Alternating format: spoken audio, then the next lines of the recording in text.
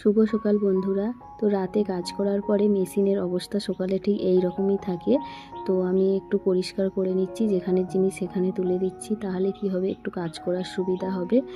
তো প্রতিদিনই এরকমই হয় অবস্থা, কিছু করার নেই, কাজ করলে তো এরকমই হবে, একটু পরিষ্কার করতে হবে। এই ব্লাউজটা আমি রাতে বানিয়েছিলাম। তো আমার টুলটা দেখে কেউ কিছু মনে করবেন না, তো এটা কাঠের টুল, তো পেরেকগুলোর জন্য আমার শাড়িটা ছিঁড়ে যেত, সেই জন্য প্লাস্টিকের টুলটা ওপর দিয়ে দিয়েছি, কিন্তু আর বের করতে পারিনি, অমন অবস্থাতেই আছে। তো মেশিনের নিচেটার অবস্থা খুবই খারাপ। তো এগুলো আমি একটু পরিষ্কার করে নিচ্ছি, কারণ এখানে যদি কিছু পড়ে যায় আর খুঁজে পাওয়া যায় না যখন কাজ করি, তাই প্রতিবারই পরিষ্কার করি।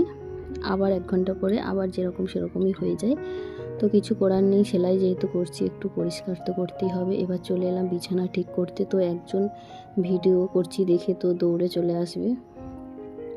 তো এবার রান্নাঘরে চলে আসলাম, গ্যাসটা একটু মোছামুছি করে নিচ্ছি। তো যেহেতু রান্না করব, তো একটু মুছে নিয়ে তারপরে পরিষ্কার করে রান্না করাটাই ভালো, কারণ সারা রাত এর ওপর দিয়ে কত কিছু গেছে তার ঠিক নেই। তো একটু মুছে পরিষ্কার করে নিলাম। তো ভিডিওটা কেমন হয়েছে অবশ্যই জানাবে। ভালো